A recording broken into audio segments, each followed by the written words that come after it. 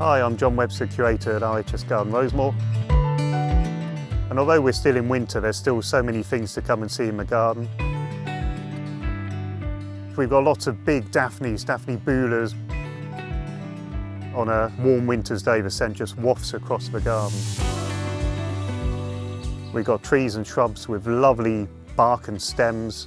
Lots of birch with a lovely silvery, shiny, smooth bark. One of my favourites is Acer Griseum, which is a paperbark maple, which in the winter sun just really shines bright.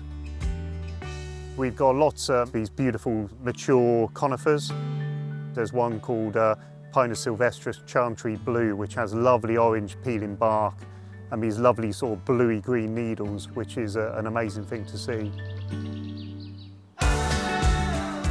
In terms of bulbs, the snowdrops are really doing their thing, and we're seeing lots of other early bulbs just starting to flower in our meadows.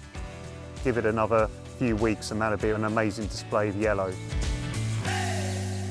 You can always just turn a corner and stumble across something that is really impactful.